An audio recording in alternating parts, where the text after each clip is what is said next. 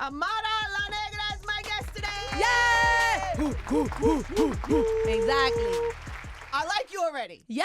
Well, I'm going to tell you a couple reasons why. Dime. You are a big Celia Cruz fan, I right? am. So am I. Azúcar. Exactly. I know. Exactly. It's amazing. You were great on The Real. Oh, thank you. You did really good. Thanks. And of course, Love and Hip Hop. Your energy's just, you got a good fun. Thank you. It's a little contagious, yes? I think so. Yeah. Are you always this happy and upbeat? I am. Are you really? I am. I annoy myself sometimes. I'd be like, bitch, bring it back. Relax. I've always been happy. I've always been excited. I've always been ambitious and determined. And I have a big bubbly personality. Ahora. Don't get it twisted. Right. Don't think that I don't have my feisty side. But for the most part, I'm cool people's. I love that you started on Sábado Gigante. Yes, I did.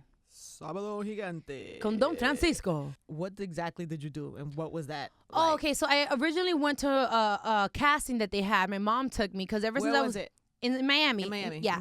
I've always had a really big personality, and wherever they would tell me to perform, I would dance everywhere. So they told her, you should take her to audition to Sábado Gigante. My mom took me, and I actually passed. So then I became part of the Clan Infantil, which was a segment they had for kids. I was there 6 years every Saturday. And then I became a backup dancer for Univision, for Latin Grammys, Premio Nuestro, and all these amazing things. And then I pretty much grew up in Univision. Wow. Yeah. Wow. And so wait, what was the segment with the kids? What did you do as a kid? It was just kids giving their opinions about, about life. Like, where do babies come from? And do you have a boyfriend in school and stuff like that? And we were so I don't want to say just you were babies. Right. So we came up with the dumbest answers, but people thought it was funny. Like, babies are born with clothes because my mom, little cute stuff like that. So we don't have those anymore. And something about it being in Spanish, I don't know, it just makes it even funnier. I just feel like kids know too much these days. That too. But back then it was all too. innocent and really cute. So people really like that. You were how old? I was about 4 or 5. Sheesh. So you've been at this since then. Since day one, I've always known what I wanted to do when I grew up, and I haven't changed my mindset. Like, I've always been pursuing something, and that's what I'm going to keep doing till the day I die. Well, good for you, Mom. Amen. So what is the goal? What is next? What are you I want to be a legend. Okay. I want to be a legend. That's not a small goal. It's not. I don't think I was born to be small or to be regular. I was born with a purpose, and it's not just through my music, but as a person and using my voice. Let's talk about the music, because you got new stuff, right? Yes. Okay, so I just dropped my new single after being signed, Insecure. We recently just recorded the music video in Miami, which I'm super excited. I think it's going to come out within a week or so-ish. Yay. Are you insecure? Because you don't seem insecure. I've been insecure in many stages of my life, from my body to who I was as a person, who I am as a person. And mainly what the song Insecure talks about is about being in a relationship with someone and that person making you feel insecure about yourself, which I think a lot of women can relate. Yes. And I definitely was in a relationship with a guy who made me feel as if I was too fat, I was ugly, nobody's going to love you, only me, da-da-da. And why was he with you then? That's what you should have said to him at that point. Because, right? when you find someone with potential and someone that's weak-minded at the moment, they feel as if they can control you, till I snapped out of it, thanks to my mom. But yeah, so I like to do music that women can relate to. So Insecure is the new, right? Insecure is a new song. Yes. Eventually, it will be dropping Balloons, probably. And I'm working on my EP. I'm going to be putting out a lot of new music. Good. Yeah. What do you like? What do you listen to? Like, what is your music taste? Oh, mija. Well, I like to listen to a lot of Brazilian funk. I listen to Afrobeat. I listen to, obviously, reggaeton and merengue and stuff like that because, I listen to a lot of Latin music. I like EDM. I'm very open-minded. But do you have like a idol, like somebody that you idolize? Besides Beyonce? I mean, yes. I love Beyonce. She's everything. Yeah, she's pretty great. Exacto. I love Beyonce. And then I love Rihanna's swag too. I mean, I'm pretty open-minded. I like to get a little bit of everything. Yeah, I get that. Yeah. I get that. All right, so let me back. So you from Miami, born and raised? Yes, born and raised in Miami, and my parents are Dominican. So then that makes me Dominican. So what? So then how did we get here? How did we get to Love and Hip Hop? Well, actually, so I got my first hit in the Dominican Republic, the I. I created a fan base, obviously, in the Dominican Republic, among Ecuador, Honduras, in Europe. And then I was following my manager on his Instagram, and he was following me. We both wanted to work with each other, but he didn't think that I spoke any Spanish. So why were you following him? Just because? No, because I saw that he worked with other artists. Got it. And I was always looking for like, oh my God, I wish he could be my manager. I just didn't know how to approach him. And he didn't know how to approach me, and he was following me, but he didn't think I spoke any English because everything on my page was Spanish all the time. So then through a mutual friend, we got to meet each other, and ever since we've been together, and he told me, listen, they're doing Love and Hip Hop Miami. Would you be interested? I went to a meeting with Mona and everybody else, and within like 2 weeks, they called me back, and that was pretty much it. Wow. What is that process? So you go in, is there like a thing they like interview you? Do they make you do anything? No, there's just a long table. There's a couple of producers and executives there sitting there, and you're at the end of the table, and you feel the pressure.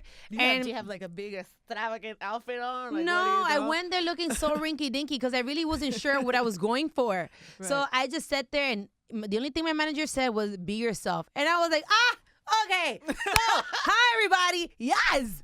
And then they called me like 2 weeks later. Do you want to do it? Because we want to. I was like, yes. It was so interesting to me that when you came out and the whole conversation about your skin tone, your skin color, and your background and who you were, because, even watching it, I was surprised at how disconnected people were. I'm like, to me, it's not strange to me that there would be a Latina who's dark skinned. You know what I mean? Like, that's not, or Afro-Latina is not. No. I would think that would be not so strange to people. So when I saw that reaction and what you were going through, it was like eye-opening for me to realize that people were like ignorant to that. No, yeah, there's a lot of people still out in the world that don't know that there's Latinos that look like myself. And which is crazy. No, not really to me. I don't blame them because there's not a lot of representation of women like myself. So when you tell them, they'll do this.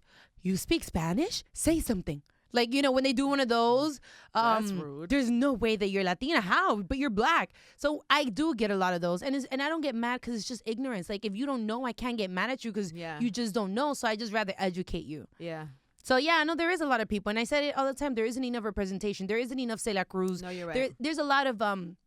And I don't want to discredit women that are also Afro-Latinas but just aren't as dark as I am, because there are Afro-Latinas out there in the market, but women that look like myself, as black as I am, there isn't. Because usually the representation of what a Latina should look like, and I always talk about them because these are what we visually see, are Jennifer Lopez, Sofia Vergara, Salma Hayek, Thalia. These are what Latinas should look like. But when you look like myself, you're not Latina. So then I get that a lot. You must make so many girls happy, because there's a whole bunch of girls that probably haven't had anybody voice that for them. Right. You know what I mean? Yeah. I'm sure you get girls that come up to you like, thank you for that, right? Yeah, I get it all the time, and it's an amazing feeling to know that I'm actually making a difference and that can inspire and motivate other women and other young girls too that just don't see anybody that they can relate to. Because the same thing happened to me growing up. After Celia Cruz passed away, there was nobody else. Then I had to look into the American market, into the Whitney Houston, Tina Turner's, Donna Summers, Toni Braxton's, which are amazing artists. But why should I have to look outside of my community? Why can't I find them in my own Latino, community? Yeah. So I can imagine how they feel. Yeah, that's pretty great. I just saw this thing too. It's so random, but I was at I don't know. Anyway, I was somewhere and I saw a Celia Cruz movie. I think Netflix did it. There's like it's about her story. It's like a sitcom. Yeah. But one of the episodes was her getting overlooked by her sister, because her sister looked like Jennifer Lopez and all of those. Her sister looked like that, and she didn't have the voice that Celia had. Right. But nobody looked at Celia until they always wanted the sister because of how she looked, and then Celia was singing backgrounds, and then somebody was like, finally, like, yo, her voice is too crazy. Yeah, like, we can't keep ignoring this lady. That happens all the time. But it's crazy that even inside the community, this is not people outside the community doing. This is people inside the community that have those type of stereotypes. Yeah, and that's what I'm saying. And the reasons why I use my voices was because at least here in the United States, a lot of people feel as if the colorism and racial issues that we're having are just between the black and the white. It's the white man. Is it this? No.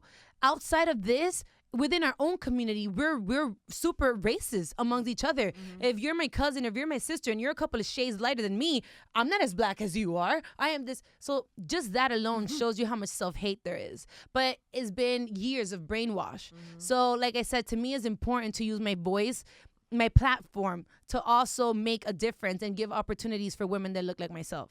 Yeah, mama. Yes. Do all that. Yes. I feel like you're going to be in movies and TV and all that too, right? Amen. Que Dios te escuche. Amen. Can you act? Of course I can. Let's do a scene.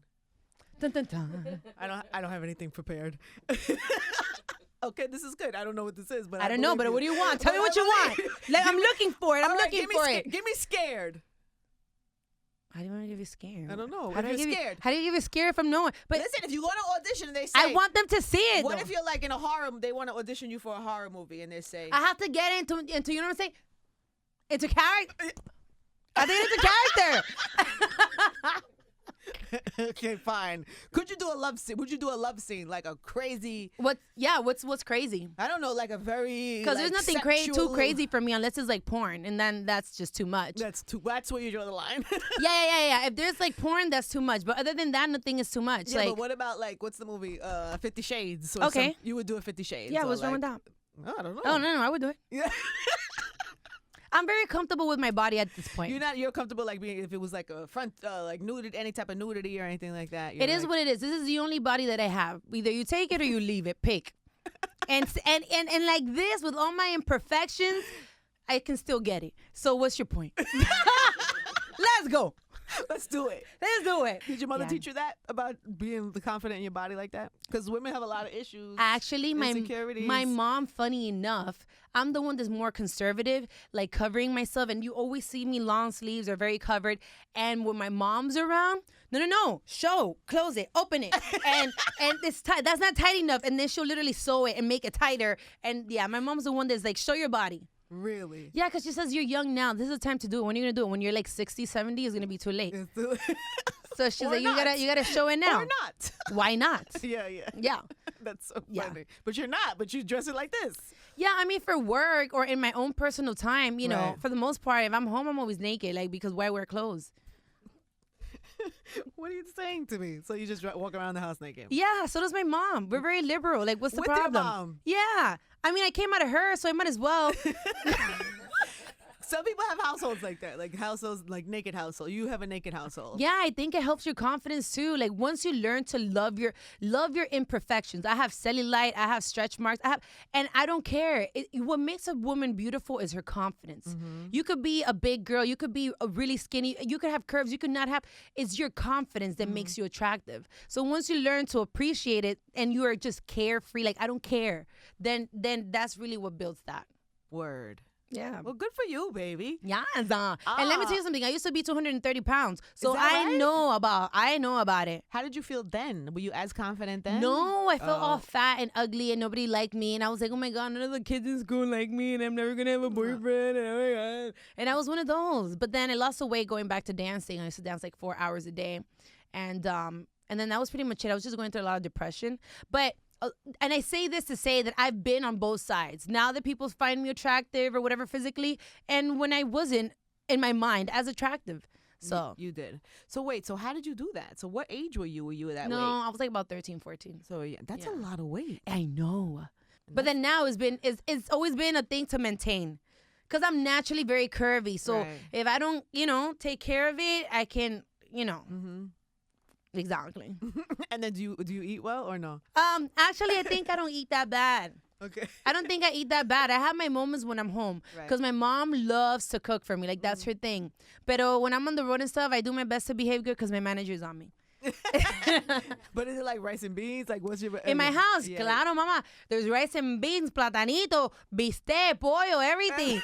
Yes, mangú, queso frito, salami. Yes. Salami? It's a very cha-cha house. Oh, my goodness. Yes. It sounds all amazing. Yes. I always miss the smell of my house. The salami and rice and the beans. salami. All right, so tell everybody what they need to look out for. Oh, the people. Yes. Download my song, Insecure, on Spotify, iTunes. Yes, all of that. Download it and definitely follow me at all my social medias at Amara La Negra ALN. Amara La Negra ALN. There it is. Yes. Amara La Negra. One time. Hey. It was great to meet you, baby. Thank you. Likewise. Thank you.